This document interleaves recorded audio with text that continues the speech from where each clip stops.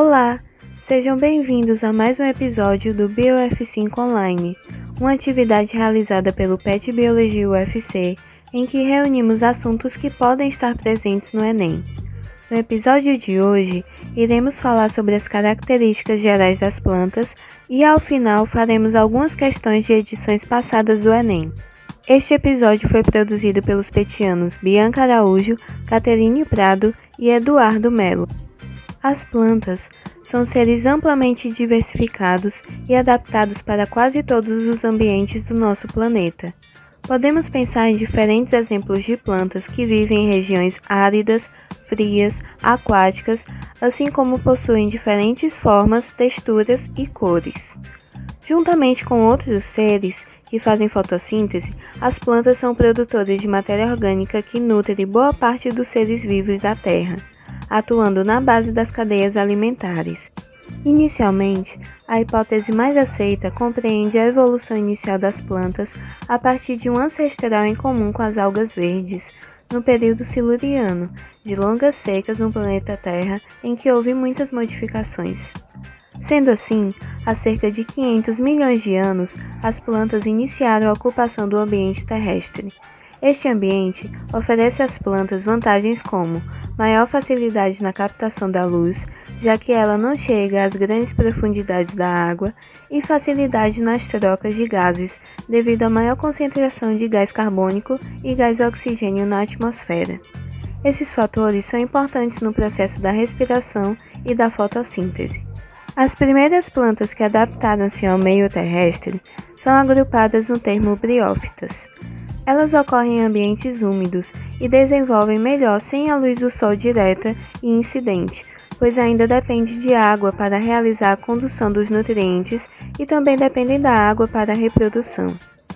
Devido à ausência de vasos condutores de nutrientes, a água é absorvida do ambiente e é transportada nessas plantas de célula para célula ao longo do corpo do vegetal. Esse tipo de transporte é relativamente lento e limita o desenvolvimento, que leva as briófitas a serem de pequeno porte. São exemplos de briófitas os musgos e as hepáticas. As briófitas possuem alternância de gerações em seu ciclo reprodutivo, ou seja, em uma geração há a produção de gametas, a geração esporofítica, e em outra geração há a produção de esporos, a geração esporofítica. O interessante é que os gametas produzidos na planta masculina, os anterozoides, são levados até uma planta feminina através dos respingos de água da chuva. E por não terem vasos condutores de nutrientes, as briófitas não possuem raiz, caule e folha verdadeiros, e sim rizoide, cauloide e filóide respectivamente. Já as pteridófitas formam um grupo de plantas que desenvolveram vasos condutores de seiva, permitindo assim o crescimento em maior porte e a possibilidade de receber luz direta do sol, garantindo maior adaptação ao ambiente terrestre, ainda que sua reprodução dependa da água para o deslocamento dos gametas masculinos, como acontece com as briófitas. São exemplos de pteridófitas as samambaias e as avencas, comuns nas matas tropicais e muito usadas como plantas ornamentais. As pteridófitas possuem características marcantes, como a formação de báculos, que são folhas jovens que inicialmente ficam encurvadas, semelhantes a um cajado. Além disso, em certas épocas, abaixo das folhas maduras há a presença de pontinhos de coloração amarela ou marrom, que são estruturas formadoras de esporos, chamadas soros. Quando os esporos são liberados, germinam e dão origem ao gametófito, que nesse grupo é denominado prótalo. Sendo assim, há o desenvolvimento nesse gametófito das estruturas produtoras de gametas femininos e masculinos. O deslocamento dos gametas masculinos até os femininos ocorre por meio de gotículas de água. Depois da fecundação do gameta feminino pelo gameta masculino, forma-se o embrião, que dará origem a um novo indivíduo, reiniciando o ciclo de vida. Seguindo as adaptações das plantas no meio terrestre, ao longo de milhares de anos, um grupo desenvolveu estruturas que são chamadas de sementes, apresentando independência da água para se reproduzir. São as gimnospermas. As gimnospermas são plantas vasculares, ou seja, possuem vasos de condução de seiva e são de grande porte. São abundantes principalmente em regiões temperadas, onde formam vegetações como as das florestas boreais, no hemisfério norte, nas quais predominam os pinheiros, e a mata de araucárias na região sul do Brasil.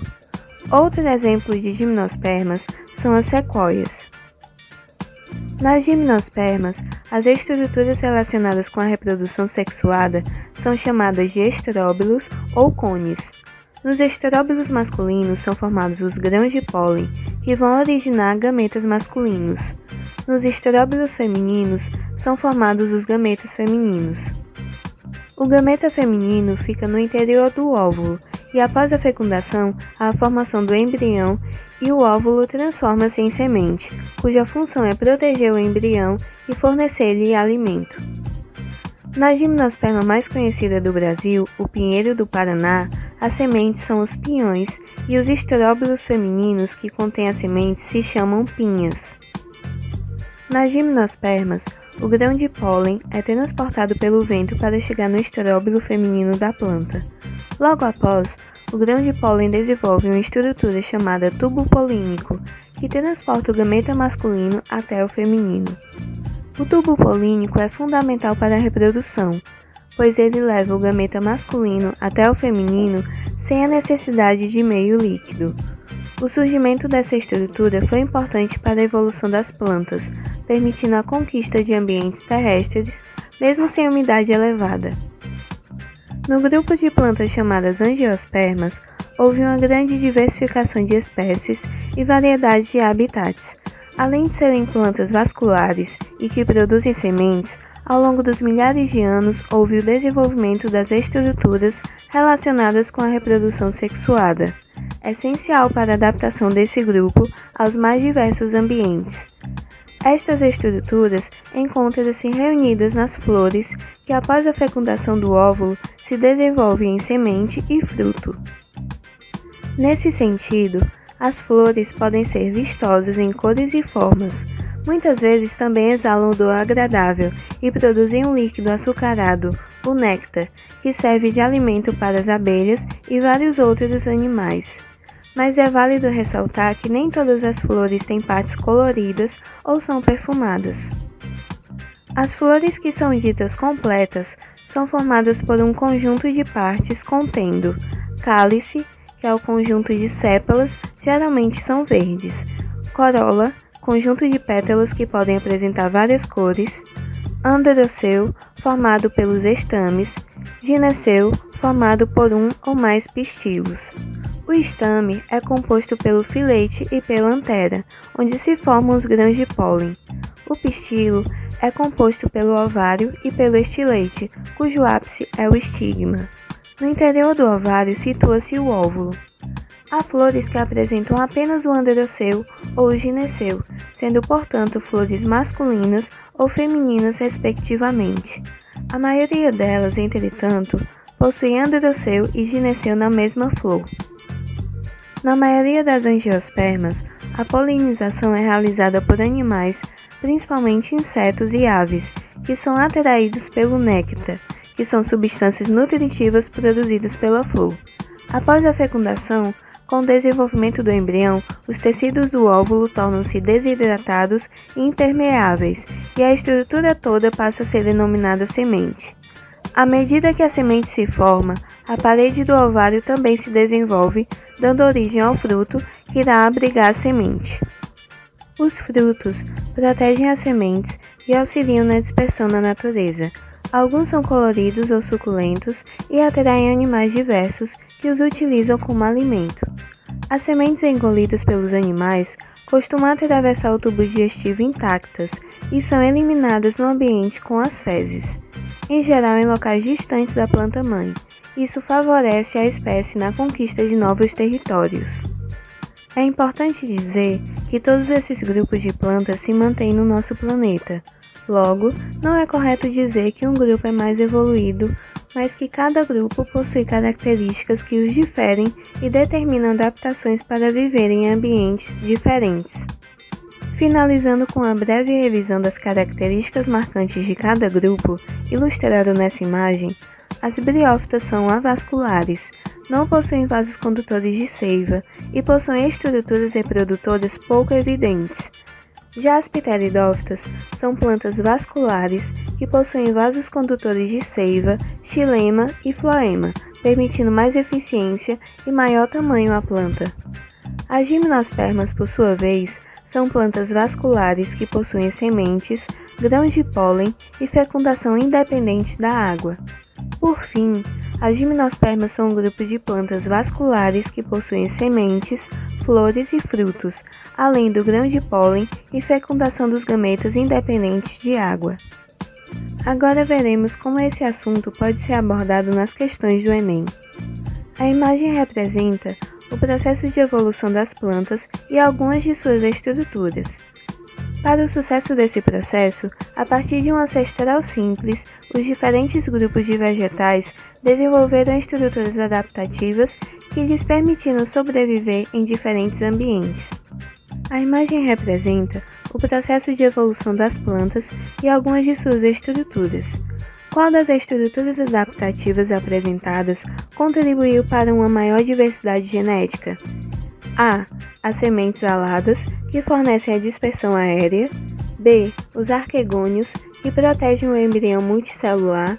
C. Os grãos de pólen, que garantem a polinização cruzada. D. Os frutos, que promovem uma maior eficiência reprodutiva. Ou E.